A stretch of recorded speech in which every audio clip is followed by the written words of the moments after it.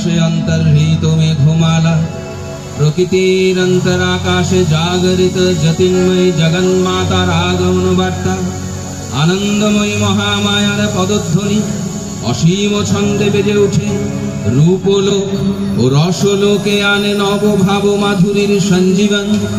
তাই আনন্দিতা শ্যামলী মাতৃকা চিন্ময়ীকে মৃন্ময়ীতে আবাহন।